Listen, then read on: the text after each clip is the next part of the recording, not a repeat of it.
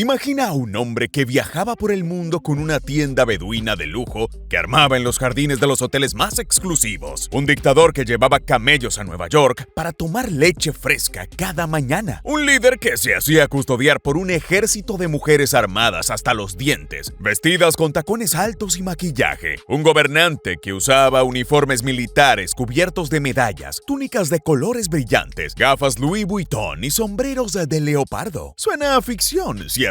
Es la historia real de Muammar Gaddafi, el hombre que gobernó Libia durante 42 años y acumuló una fortuna estimada en más de $200.000 millones. Esta es la historia del dictador más excéntrico que jamás haya existido, sus lujos inimaginables y su brutal final en las mismas calles donde nació. Muammar Gaddafi nació el 7 de junio de 1942 en una tienda beduina en el desierto de Sirte, en lo que entonces era la Libia colonial italiana. Su familia eran pastores nómadas que vivían en condiciones de extrema pobreza. Desde niño, Gaddafi mostró una inclinación hacia el nacionalismo árabe, inspirado por figuras como el presidente egipcio Gamal Abdel Nasser. A los 21 años se graduó de abogado, pero su verdadera pasión estaba en el ejército. Se formó en la prestigiosa Real Academia Militar de Sandhurst, en Inglaterra, y en 1969, a la edad de solo 27 años, lideró un golpe de estado que derrocó al rey Idris I. De un día para otro, el joven beduino del desierto se convirtió en el líder absoluto de un país que nadaba sobre un mar de petróleo. Durante los primeros años, Gaddafi implementó reformas que mejoraron las condiciones de vida de los libios, nacionalizó la industria petrolera, construyó hospitales y escuelas, y Libia llegó a tener uno de los índices de desarrollo humano más altos de África. Pero el poder absoluto corrompe absolutamente, y Gaddafi no fue la excepción. Se autonombró líder fraterno y guía de la revolución. Creó su propio sistema político llamado Jamahiriyya y escribió su famoso libro verde, donde proclamaba su ideología. Poco a poco el libertador se convirtió en tirano. Empecemos por lo más icónico de sus lujos, la famosa tienda beduina. Gaddafi se negaba a dormir en hoteles convencionales durante sus viajes al extranjero. En su lugar, llevaba una gigantesca carpa blindada de lujo que armaba donde lo permitieran. En 2009, cuando visitó Nueva York para la Asamblea General de la ONU, armó su tienda nada más y nada menos que en los jardines de la mansión de Donald Trump. Y no viajaba solo, llevaba camellos para tomar leche fresca cada mañana, además de su queso de cabra y dátiles favoritos. Cuando visitó Roma como invitado de honor de Silvio Berlusconi, colocó su carpa en un parque en pleno centro de la ciudad. Para esa ocasión no llevó los camellos, pero sí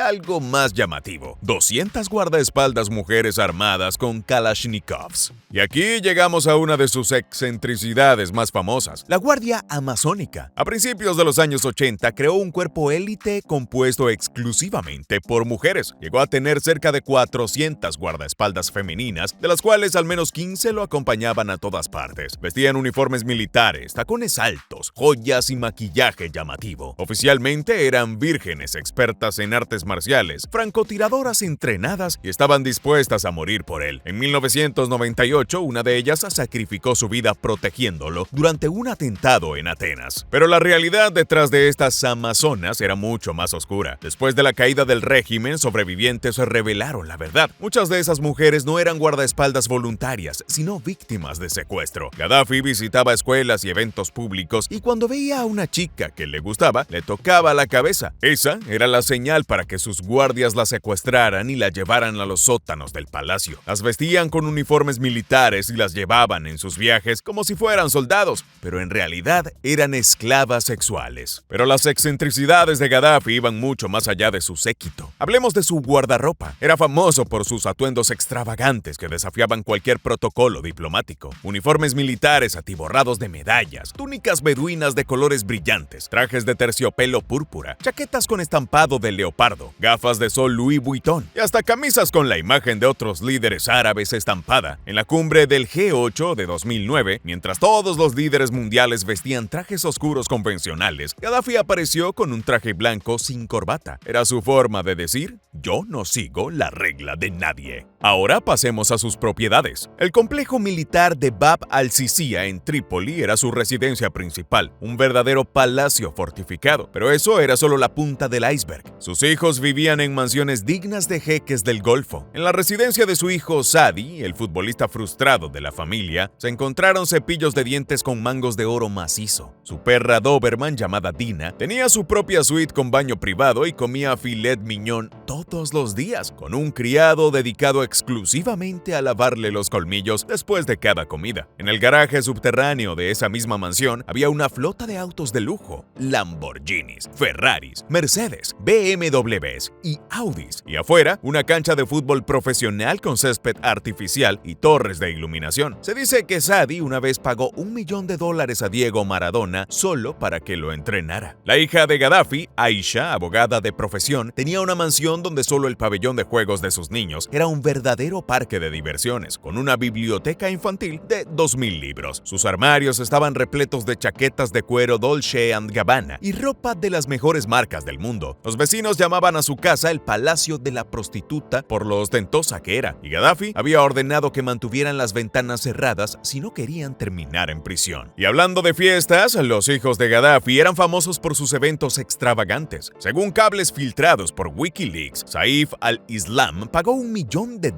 a Mariah Carey por cantar solo 4 canciones en una fiesta de Año Nuevo en la isla caribeña de San Bartolomé. Las propiedades de la familia se extendían por todo el mundo. En Londres, Gaddafi tenía un palacete en el exclusivo barrio de Hampstead, con piscina y sala de cine privada con paredes tapizadas de terciopelo. En total, los activos de la familia en Gran Bretaña podrían haber superado los $10.000 millones. Pero eso era solo una fracción de su fortuna. ¿De dónde venía todo este dinero? La respuesta es simple: petróleo. Libia producía más de 1.5 millones de barriles diarios, y durante los años de bonanza petrolera, se estima que entraban alrededor de $1.000 millones semanales al país. Gaddafi controlaba todo a través del Libyan Investment Authority, un fondo soberano que llegó a tener activos valorados en más de $50.000 millones, más otros $30.000 millones en recursos disponibles. Este fondo invirtió en empresas de todo el mundo, llegando a contar con el 2% de Fiat, el 7.5% de Unit Credit y el 7.5% de la Juventus de Turín. Pero eso era solo la punta del iceberg. Según investigaciones del Los Angeles Times, Gaddafi habría sacado secretamente de Libia e invertido en el exterior más de $200.000 millones.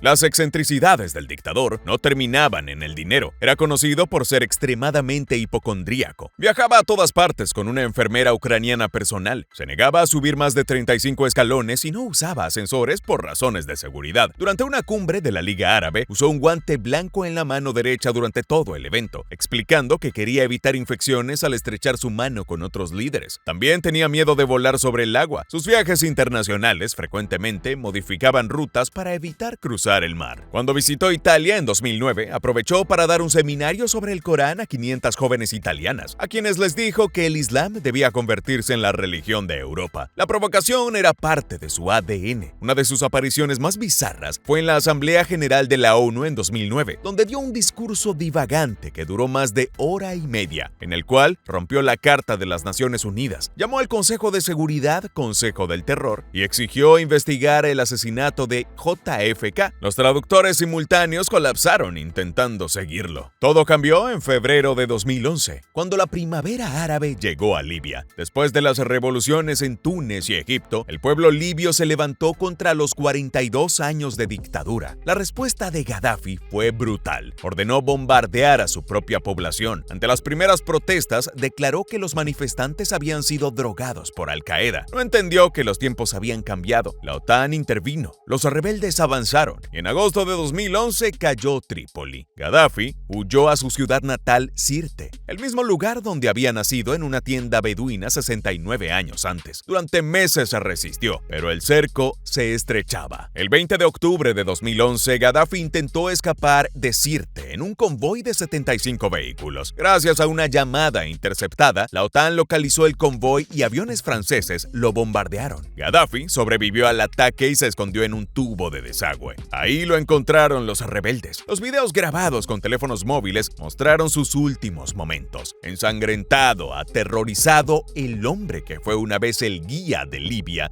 gritaba: ¡No disparen! ¡No disparen! Y preguntaba: ¿por qué me hacen esto? Pero ya era tarde.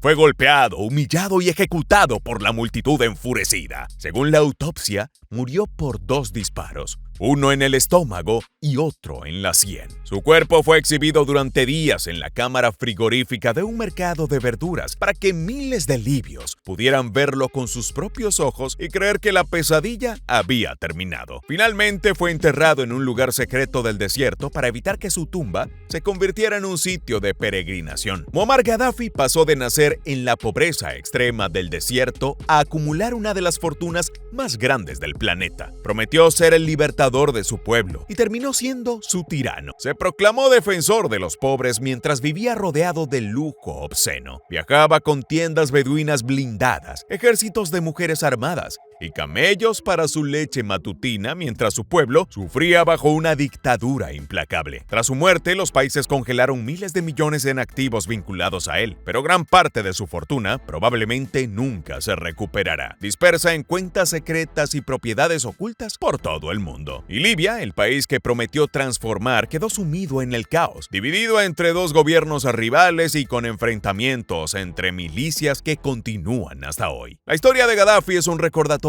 de que el poder absoluto no solo corrompe, sino que también enloquece, y que incluso los tiranos más excéntricos terminan tarde o temprano pagando el precio de sus excesos. Ahora dinos, ¿tú qué opinas? ¿Cuál de las excentricidades de Gaddafi te pareció más absurda? Déjanos tu respuesta en los comentarios. Si el video te gustó, dale like y suscríbete para más contenido como este. Nos vemos en el próximo video. Adiós.